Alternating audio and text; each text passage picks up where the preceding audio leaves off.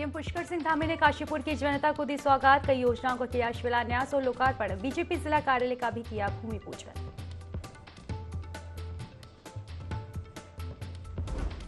प्रधानमंत्री नरेंद्र मोदी अगले महीने उत्तराखंड में करेंगे बड़ी रैली। केंद्र सरकार के 9 साल का कार्यकाल पूरा होने पर 1 महीने चलेगा महाअभियान। बीजेपी प्रदेश कार्य समिति की बैठक में होगी रणनीति तय।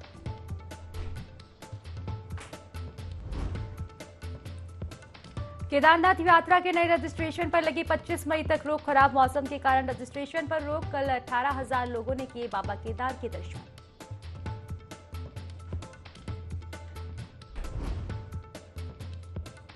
पेयजल निगम ने बनाया रिकॉर्ड। यमुना से 1.2 किलोमीटर ऊंचाई पर रात 1 बजे मसूरी पहुंचा पीने का पानी। लोगों ने पटाखे फोड़े, मिठाइयां बांटी।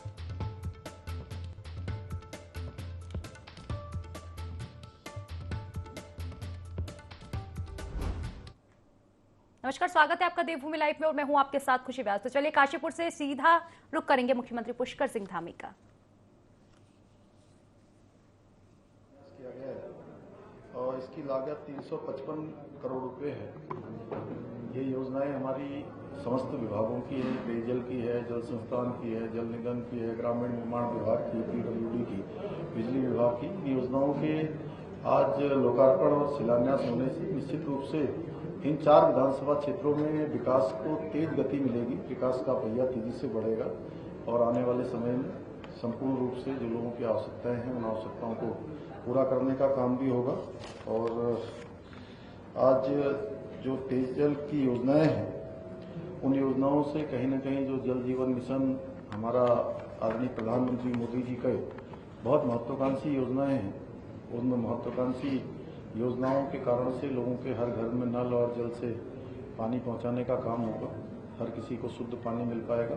इस दिशा में और भी हम तेजी से काम कर रहे हैं। अभी और भी हमें काम करने की आवश्यकता है। ऐसे बहुत सारे स्थान हैं जहां पर योजनाएं बनी, उन सभी जगह पर योजनाएं पहुंचाएंगे। साथ ही साथ आज भारतीय जनता पार्टी के हमारे इस जो संगठन के रूप में नया जिला सृजित हुआ है, उस नए जिले का यहाँ पर कार्यालय भी बन गया है। निश्चित रूप से मैं उसकी भी बधाई देता हूँ, बहुत शुभकामनाएं देता हूँ। हमारी सरकार का मंत्र है कि आदरणीय प्रधानमंत्री मोदी जी के नेतृत्व में जो सबका साथ, सबका विकास, सबका विश्वास और सबका प्रयास, इस मंत्र को लक्ष्य मानकर काम कर रहे हैं। और हमारा प्रयास है गुड गवर्नेंस दें, सभी को आसानी से सरकार तक पहुँचो, सभी की समस्याओं का समाधान हो, सरलीकरण, समाधान और निस्तारण, ये हमारा मंत्र है। इस मंत्र को लक्ष्य मानकर हम काम कर रहे हैं। गुड गवर्नेंस सब जगह पर हो, भ्रष्टाचार मुक्त हमारा पूरा शासन हो, पूरा प्रदेश हो, एक नई संस्कृति प्रदेश के अंदर लाया जाए।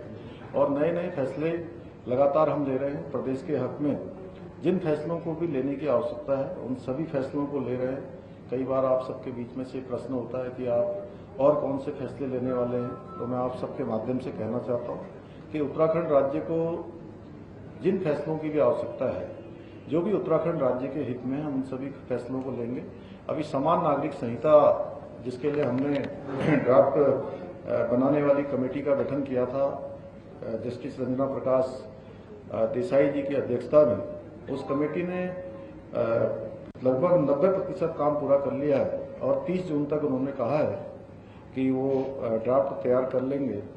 तो उत्तराखंड हमारा ऐसा राज्य हो जाएगा जहां पर समान नागरिक संहिता लागू करने की दिशा में हम आगे बढ़ेंगे और हम लागू करेंगे। और दूसरे जो हमारे देश के राज्य हैं उन राज्यों से भी हमारी अपेक्षा है कि सभी राज्य समान नागरिक संहिता को लागू करने की दिशा में आगे बढ़े। और ये काशीपुर क्षेत्र, ये हमारा जो कि एक पहले से ही औद्योगिक नगरी के रूप में विकसित रहा है, यहाँ पर जो भी समुचित विकास की आवश्यकताएं हैं उनकी हम लोग लगातार समीक्षा कर रहे हैं। पिछले दिनों जो बैठकें हमारी देहरादून में होती थी, उद्योग मित्र की बैठक, उस बैठक को भी हमने रुद्रपुर में किया। और उद्योग समूहों के बीच में से भी बहुत सारी बातें, उनकी समस्याएं और जो आगे के उनके सुझाव थे, उन पर विस्तार से हमने मंथन भी किया है, संवाद किया है। उनके सुझाव लेकर बहुत सारे त्वरित रूप से जो फैसले ले रहे थे वो फैसले हमने वहीं पर लिए हैं। और जो अल्पकालिक थे वो तो फैसले लिए, जो दीर्घकालिक हैं उन फैसलों को भी हम जल्दी ही लेंगे। और ऐसे जो भी विषय आ रहे हैं उन सभी विषयों पर त्वरित रूप से हम काम कर रहे हैं। बाकी आप सभी का आज के अवसर पर धन्यवाद। अगर कोई बात हो तो अगले महा प्रधानमंत्री जी का कार्यक्रम है किस तरह? नहीं, आदरणीय प्रधानमंत्री जी जब भी हमारे उत्तराखंड आते हैं तो निश्चित रूप से एक हर्ष का माहौल होता है, एक उत्सव का माहौल होता है, क्योंकि आदरणीय प्रधानमंत्री मोदी जी के नेतृत्व में उनके प्रधानमंत्री बनने के बाद जो काम उत्तराखंड की देवभूमि में हुए हैं वो पहले कभी नहीं हुए थे। जिनको असंभव माना जाता था वो काम भी हो रहे हैं। इसके अनेकों उदाहरण हैं, जैसे इसी उधम सिंह नगर में हमारे यहाँ पर एम्स का दूसरा सेंटर खुलने जा रहा है, उसकी स्वीकृति हो चुकी है, जमीन भी मिल गई है। जल्दी ही उसका भूमि पूजन का कार्यक्रम हम करेंगे। आप यहाँ सड़कें देख रहे होंगे, पहले सड़कें कैसी होती थी, चाहे रुद्रपुर जाने वाली, चाहे यहाँ से काशीपुर से जसपुर धामपुर नगीना होते हुए हरिद्वार जाने वाला, देहरादून जाने वाला मार्ग हो या दिल्ली को जाने वाले मार्ग हों, चाहे पिथौरागढ़ तक जाने वाला मार्ग हो, लिपुलोक तक इन मार्गों के निर्माण के कार्य हो रहे हैं। अगर हम उधर देखेंगे तो रेल लाइन हो, चाहे हवाई सेवाएं हों या हमारे सड़क मार्ग हो, सभी तेजी से आगे बढ़ रहे हैं। चाहे हमारे धामों का पुनर्निर्माण का कार्य हो, चाहे केदारनाथ जी का हो, बद्रीनाथ जी का हो, या हमारे उत्तराखंड के इस कुमाऊं अंचल में मानसखंड कॉरिडोर की योजना हो, सभी प्रधानमंत्री जी की प्रेरणा से हो रहे हैं। और पिछले 9 सालों में 1.5 लाख करोड़ से भी ज्यादा की योजनाएं स्वीकृत हुई है। प्रधानमंत्री जी आएंगे तो निश्चित रूप से हम सबको अच्छा लगेगा। सारे उत्तराखंड वासी उनको दिल से प्रेम करते हैं, क्योंकि उनका भी यहाँ से कर्म वर्म का रिश्ता है। और हमेशा जब भी मैं उनसे भेंट करता हूँ तो उत्तराखंड आने के बारे में हमेशा कहते हैं, और हम आशा करते हैं कि जल्दी से जल्दी उनका कार्यक्रम बनेगा। हम उत्तराखंड के लोगों का स्वागत करेंगे, अभिनंदन करेंगे, और उत्तराखंड को एक नया निर्देशन उनके नेतृत्व में उनको मिलेगा। हमारी उद्योग नीति सर, ऐसा उद्यमियों का कहना है कि यूपी की जो नई उद्योग नीति है उसकी अपेक्षा कुछ कमजोर है। नहीं, कुछ कमजोर नहीं है, जो भी हमारे राज्य के अनुरूप है। और हम सभी उद्योगपति लोगों के साथ बैठे थे, अभी उद्योग समूह के साथ बैठे थे, उनके जो सुझाव आए उन सुझावों के अनुरूप हम काम करेंगे। काशीपुर जिला बनाने को लेकर देखिए, ऐसा है कि जिलों के चूंकि जिलों को पुनर्गठन के लिए, जिलों के नए सर्जन के लिए हमने एक कमेटी पहले से ही बनी हुई है, ऑलरेडी वो काम कर रही है। उसकी रिपोर्ट आ जाएगी तो उसके आधार पर काशीपुर को राजनीतिक मंच तो बड़ा है, लेकिन यहाँ पे ये देखा गया सर, विकास योजनाएं जो क्रियान्वित होनी चाहिए, जो ग्राउंड लेवल पे आनी चाहिए, उसमें बड़ा समय लग जा रहा है। जैसे आप आरओबी देख लें, यहाँ दो आरओबी बन रहा है, पिछले 6 साल लग गया सर एक अपने आप में एक कीर्तिमान स्थापित करना। नहीं, निश्चित रूप से ऐसे लोगों पे कार्रवाई नहीं होती। नहीं, उस पर हम लोगों ने अभी समीक्षा करी है। अभी हम लोग सभी विधायकों के साथ जो नैनीताल लोकसभा क्षेत्र की बैठक हुई थी रुद्रपुर में, उसमें माननीय विधायक जी हमारे चीमा जी ने इस मामले को बहुत उठाया है, और उस पर हम लोग तेजी से काम करेंगे। सभी विभागों को इसके निर्देश दे दिए गए हैं। और भी जो यहाँ पर एक बाईपास की भी समस्या है, उसका भी समाधान के लिए जो है उसकी भी व्यवस्था कर ली गई है। जो भी मुद्दे हैं, चूंकि अब लगातार मैं स्वयं भी समीक्षा कर रहा हूँ और हमारे जनप्रतिनिधिगण, विधायकगण और सभी लोग कर रहे हैं। सर्कल रेट्स को लेकर अभी स्टॉप हो रखी है काशीपुर में, जो इसको लेकर सर अभी उसको रिवाइज करवा रहे हैं और सबके सुझाव लिए हैं। डीएम से उसकी रिपोर्ट मांगी गई है। जैसे रिपोर्ट आ जाएगी तो उस पर फैसला लेंगे। सब तारीख को लेकर किस तरीके से जनवरी से लेकर अब तक लिस्ट तैयार हो रही है, लेकिन अब तक कार्यकर्ताओं में निराशा दिख रही है, तो टाइप के लिए नहीं, किसी को निराश होने की आवश्यकता नहीं है। जल्दी ही जो है इस पर काम होगा। और क्योंकि हमारे यहाँ पर जो है सब काम होते हैं, तो ये कार्यकर्ता हमारे बड़े धैर्यवान हैं, और सभी कार्यकर्ताओं के दम पर हमारी पार्टी है, अनुशासित पार्टी है। हमारे यहाँ हमेशा पार्टी के कार्यकर्ता आशा में रहते हैं, और जल्दी ही जो है इस पर भी निर्णय होगा। संबोधन में आपने कहा कार्यकर्ताओं का पसीना बेकार नहीं जाएगा। निश्चित रूप से आज भारत के अंदर हो, देश के अंदर, प्रदेश के अंदर, आज भारतीय जनता पार्टी देश दुनिया की सबसे बड़ी पार्टी है, तो कार्यकर्ताओं के दम पर है। इसलिए कार्यकर्ता लोगों ने जिन आशा। तो चलिए खबरों में आगे बढ़ेंगे, जहां यमुना मसूरी पंपिंग पेयजल योजना का कार्य पूरा हो गया है। उत्तराखंड पेयजल निगम ने इस परियोजना का सफल परीक्षण किया, जिसके बाद यमुना से पानी की सप्लाई शुरू की गई। वहीं योजना के सफल परीक्षण होने से अधिकारियों में खासा उत्साह देखा जा रहा है। बता दें कि 144 करोड़ रुपए की लागत से निर्मित इस परियोजना का लाभ मसूरी वासियों को 2052 तक ले सकेंगे, जिससे अब मसूरी में पानी की किल्लत भी नहीं होगी। मैं general manager projects R K engineers sales limited, इसका परीक्षण 100% सफल रहा है, और जहां तक मसूरी वासियों को इसका लाभ पहुंचाने की बात है, अगले कुछ दिनों में वो लाभ परिलक्षित होगा। हम लोग जो है हर घर को पानी देने में सक्षम होंगे। पानी की व्यवस्था को बनाए रखना अगले 30-35 साल तक, ये जो स्कीम हमने बनाई है, ये अगले 2052 या 56 तक हम लोगों ने डिज़ाइन ईयर किया है। हर एक घर में, हर एक नल में ये पानी निर्बाध तरीके से जाएगा। हम इसके लिए प्रतिबद्ध हैं और कटिबद्ध। सीजन का पहला जंगली फल काफल लोहाघाट बाजार पहुंच गया है। हालांकि व्यापारियों को काफी कम मात्रा में काफल उपलब्ध हो पाया है, जिस कारण यहां 200 प्रति किलो के हिसाब से बिक रहा है। काफल व्यापारी ने बताया कि इस बार काफल 15 से 20 दिन देरी से बाजार में आया। शुरुआत में काफल के दाम काफी तेज हैं, लेकिन जैसे जैसे काफल की आवक बढ़ेगी दाम नीचे आ जाएंगे। वहीं स्वाद और गुणवत्ता से भरपूर काफल क्षेत्र की ग्रामीण महिलाओं के रोजगार का सशक्त माध्यम बन रहा है।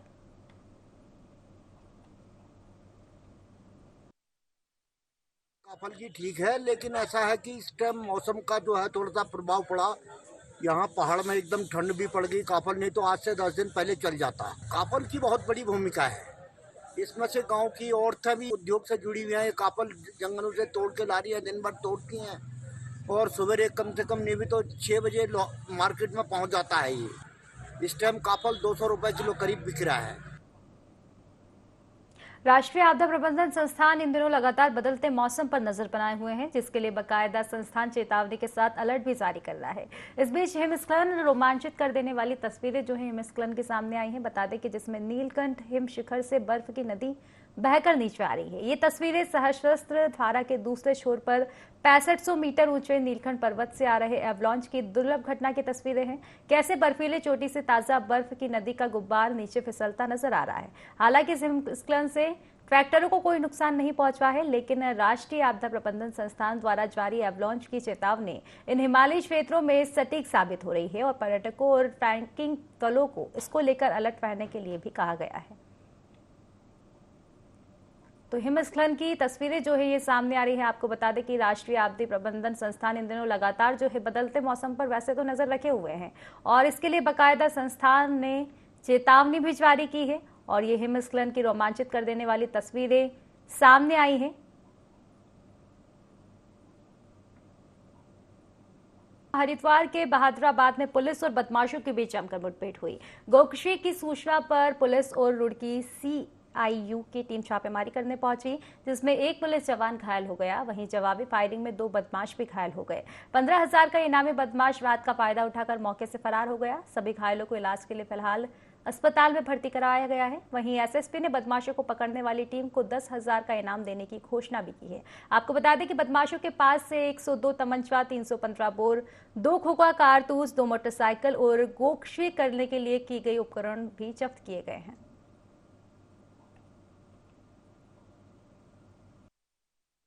में कुछ बदमाशों के साथ पुलिस और जो हमारी CIU की टीम है, एक सूचना के आधार पर घेराबंदी की गई थी कोर कॉलेज के पास और मौके पर जो है जब अभियुक्तगणों द्वारा फायर किया गया तो इसमें जवाबी फायरिंग में एक जो सावेज करके बदमाश है जो इसके पैर में गोली लगी थी। मौके से 2 लोग फरार हो गए थे, जिनकी बाद में कॉम्बिंग के दौरान जो बिलाल है वो भी सहारनपुर का रहने वाला है, उस पर भी आपराधिक मुकदमे दर्ज है। उसको पकड़ा गया था और भागदौड़ के दौरान उसकी टांग में टूट गई थी, जिसको भी अस्पताल रुड़की सिविल अस्पताल लाया गया।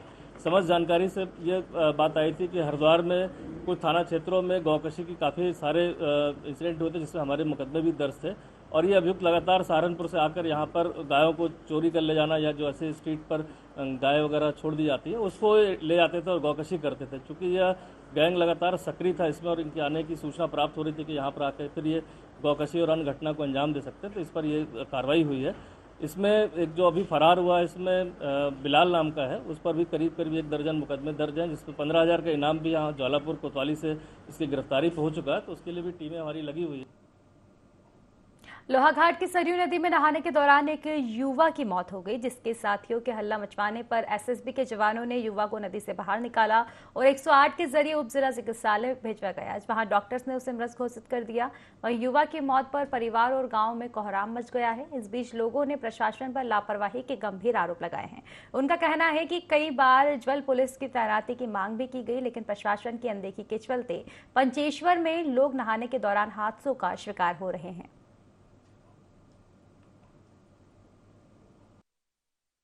तो वहाँ पे ये डूब गया था। फिर इसको यहाँ लाने तक तो इसका ब्रॉड डेड था। जब यहाँ लेके आए थे तो कुछ था नहीं शरीर में। हमने कुछ CPR देने की भी कोशिश करी, रिवाइव करने की कोशिश करी, पर कुछ था नहीं तो बचा नहीं सके उसको, परिजनों को सौंप दी। कांग्रेस प्रदेश अध्यक्ष करण माहरा ने मुख्यमंत्री पुष्कर सिंह धामी को किसानों के मुद्दे को लेकर पत्र लिखा। उन्होंने कहा कि प्रदेश में गन्ना किसानों का भुगतान अभी तक सरकार ने नहीं किया और न ही अभी तक फसलों का सार्थक मूल्य तय किया गया है। साथ ही असमय बरसात और ओलावृष्टि से खराब हुई फसलों पर सरकार ने कोई भी ठोस कदम नहीं उठाया। वहीं करण माहरा ने सरकार पर तंज कसते हुए कहा कि किसानों की आय दोगुनी करने की बात करने वाली सरकार संवेदनहीन है और सरकार को किसान के नुकसान से कोई भी मतलब नहीं है। अगर 1 महीने के भीतर इन तमाम मुद्दों पर कार्यवाही नहीं होती है तो कांग्रेस उत्तराखंड के समस्त जिलों में सरकार को घेरने का काम करेगी। 1 महीने में अगर कुछ फ्रूटफुल रिजल्ट्स निकले और किसानों का बकाया भुगतान हो जाए और समर्थन मूल्य में कुछ बढ़ोतरी हो तो हम फिर और भी चीज़ें हैं, जैसे बारिश में असमय बरसात से लोगों की गेहूं की फसल खराब हुई है, ओलावृष्टि से नुकसान हुआ है। इस सरकार ने 1 भी रुपया किसानों के मुआवजे की बात नहीं की। किसानों की आय दुगनी करने की बात करने वाली सरकार इतनी संवेदनहीन है कि उनको किसानों का नुकसान का कोई मतलब ही नहीं तो और सरकारें होती अभी तक मुआवजा घोषित हो चुका होता गेहूं का और अन्य चीज़ों का। सुशासन की बात करते हैं, इनके मंत्री सड़कों में लोगों को पीट रहे हैं, तो सब यही चल रहा है। अंधेर नगरी चौपट राजा है।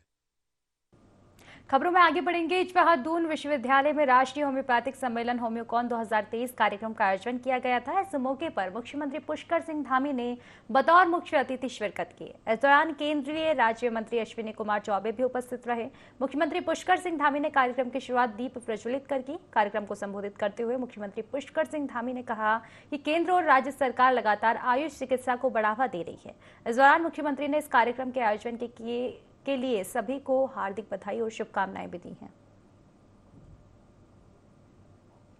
2023 यहाँ पर आयोजित हुआ, तो निश्चित रूप से ये उत्तराखंड यहाँ देवभूमि है, वहीं ये आयुष भूमि भी है, आयुष के साथ साथ योग भूमि भी है। तो इस प्रकार के जो कार्यक्रम हैं उससे तमाम प्रकार की जो चर्चा होती है, जो उसमें एक मंथन होता है, चिंतन होता है, उसमें से सकारात्मक रूप से तमाम सारे चीज़ें बाहर आती हैं, तमाम चीज़ों पर चर्चा होती है। वो कहीं ना कहीं जो हमारा संकल्प है कि इसको आयुष का प्रदेश बनाएंगे, आयुष हमारी पहली प्राथमिकता है, उस दिशा में ये बहुत कारगर होगा। मैं इसके आयोजन के लिए सभी को बधाई देता हूँ। होम्योपैथिक का कोई बाहर की जर्मनी की नहीं है, ये लोगों में भ्रम है। ये भारत की पुरातन और सनातन संस्कृति से जुड़ा हुआ, और आज मेरे भारत सरकार में मैंने स्वास्थ्य मंत्रालय का भी जिम्मेवारी हमारी छोटी सी थी। मैं वर्षों तक प्रधानमंत्री के नेतृत्व में जो उन्होंने आयुष मंत्रालय अलग से बनाया 2014 में, ये एक मिसाल के रूप में, और निश्चित रूप में वो चाहते हैं कि उत्तराखंड की जो धरती है वो इसके लिए उपयुक्त है। और लिटरेचर और देन फ्यूचर, तो हमारा निश्चित रूप से इस देवभूमि में मैं आया। माननीय मुख्यमंत्री पुष्कर जी धामी का जो मैं देख रहा हूँ, जो विकास हो रहा है उत्तराखंड का, सार्वभौमिक विकास, और निश्चित रूप से आयुष हमारा प्रदेश बने, यह जो उनका संकल्प है, इस संकल्प को पूरा करने के लिए आज होम्योपैथिक दिवस पर जो ये सम्मेलन हजारों लोग आए, उनको बधाई देता हूँ। उत्तराखंड सरकार को बहुत बहुत बधाई। उत्तराखंड के तीर्थ स्थलों की मर्यादा और पर्यटक स्थलों पर स्वच्छता के लिए उत्तराखंड पुलिस ऑपरेशन मर्यादा के तहत एक विशेष अभियान चला रही है, जिसके तहत तीर्थ स्थलों पर हुड़दंग और मादक पदार्थों का सेवन करने वालों को गिरफ्तार किया जा रहा है। साथ ही पर्यटक स्थलों पर गंदगी करने वालों के विरुद्ध जुर्माने की कार्यवाही भी की जा रही है। आपको बता दें कि अभी तक ऑपरेशन मर्यादा के तहत 7 से अधिक व्यक्तियों को गिरफ्तार किया जा चुका है और इसके साथ ही 2000 से ज्यादा व्यक्तियों का चालान भी काटा गया है। वहीं डीजीपी अशोक कुमार ने बताया कि सोशल मीडिया के जरिए पुलिस की छवि खराब करने वालों के विरुद्ध पुलिस कड़ी कार्यवाही करेगी। हमने 2 इशू उठा दिए। एक है हमारा ऑपरेशन मर्यादा। ऑपरेशन मर्यादा हमने बार बार अनुरोध किया, पिछले वर्ष भी चलाया था, इस वर्ष भी 100 से ज़्यादा लोगों को गिरफ्तार कर चुके कि जो भी तीर्थयात्री आ रहे हैं धर्मस्थलों पर, तो वो कृपया करके उसकी तीर्थ की मर्यादा का ख्याल रखें। हरिद्वार हो, ऋषिकेश हो, बद्री केदार हो, सब जगह एक तीर्थ की अपनी मर्यादा होती है, उसका पालन बहुत जरूरी है। तो कोई भी आदमी अगर वहाँ की मर्यादा भंग करता है तो उसके विरुद्ध हम ऑपरेशन मर्यादा के अंतर्गत कार्रवाई कर रहे हैं। ये हमारा जहाँ रही यूट्यूब की बात, सोशल मीडिया अपना आप में बहुत अच्छी और पॉजिटिव चीज़ है, किंतु कुछ लोग हैं जो इसका दुरुपयोग कर रहे हैं अपनी पॉपुलैरिटी पाने के लिए वो लोगों को भड़का रहे हैं, उनकी भावनाओं को भड़का रहे हैं, पुलिस को नेगेटिव रोल में दिखा रहे हैं। एक वार्निंग भी दे रहा हूँ, अगर ऐसा करेंगे तो फिर हमें उनके विरुद्ध एफआईआर करनी पड़ेगी, उनको अरेस्ट करना। तो देश को आज आयुर्वेदिक, होम्योपैथिक और यूनानी क्षेत्रों में 3 राष्ट्रीय आयुष संस्थान प्राप्त हुए। प्रधानमंत्री मोदी ने राष्ट्रीय आयुष संस्थान का उद्घाटन गोवा में डिजिटल माध्यम से भी किया। उसी तर्ज पर अब देश के अंदर जगह जगह पर आयुर्वेदिक, होम्योपैथिक और यूनानी 3 राष्ट्रीय आयुष संस्थान खुलते जा रहे हैं। इसी क्रम में उत्तराखंड के जनपद उधम सिंह नगर के काशीपुर में हॉट वाटर थेरेपी का शुभारंभ किया गया। इस शुभारंभ में भाजपा के पूर्व विधायक हरबचवन सिंह चीमा, भाजपा मेयर उषा चौधरी, पूर्व चेयरमैन शमशुद्दीन भी शामिल रहे।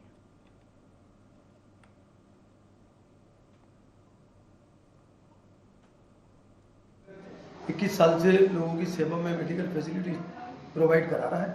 अभी हमने एक नया सेक्शन इसमें शुरू किया है, पीएनएसटी और हॉट वाटर थेरेपी स्टार्ट की है। तो ये अभी जो पेन मैनेजमेंट का एक बड़ा सेक्शन है, जो लोग दर्द से परेशान हैं, बहुत सारे दर्द हैं, उनके लिए ये थेरेपी बहुत ज़्यादा लाभदायक है। बेसिकली ये रेजिमेंटल थेरेपी का एक सेंटर है और हम प्राचीनतम जो पद्धति है इलाज की, उसके ज़रिए लोगों का इलाज करते हैं और इससे लोगों को काफ़ी मदद मिलती है। ख़ासतौर से उन वाले डिजीज़ में जो बहुत पुरानी डिजीज़ है, क्रोनिक डिजीज़ है। बहुत सारी रिसर्चेज हुई हैं। हमारे माननीय प्रधानमंत्री नरेंद्र मोदी जी ने एक बहुत बड़ा सपना देश को दिखाया है कि वो आयुष को बहुत आगे लेके जाना चाहते हैं। तो हमने इसे मॉडर्न पर्सपेक्टिव में और प्राचीनतम पद्धतियों को रखा है। तो ये प्राचीनतम पद्धतियों को मॉडर्न साइंस के, एडवांस साइंसेस के दौर में उससे ट्रीटमेंट करते हैं। उत्तराखंड में इन दिनों 4 धाम यात्रा सीजन चरम पर है। अकेले बद्रीनाथ धाम में ही अब तक 2 लाख से अधिक श्रद्धालुओं ने भगवान बद्री विशाल के दर्शन कर पुण्य लाभ अर्जित किया है।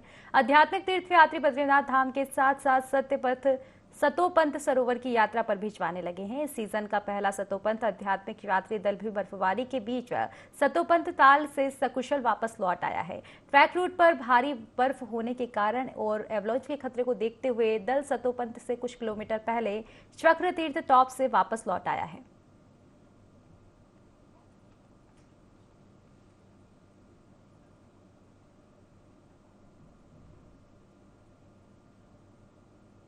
अगली खबर का रुख करेंगे, जहां एनटीपीसी में कार्यरत 150 मजदूरों को बीते 4 माह से वेतन न मिलने के चलते उनके सामने आर्थिक संकट पैदा हो गया है। एनटीपीसी के अड़ियल रवैये के चलते कंपनी के मजदूर लगातार धरना प्रदर्शन कर रहे हैं, लेकिन कंपनी जो है आंखें मूंद कर बैठी हुई है।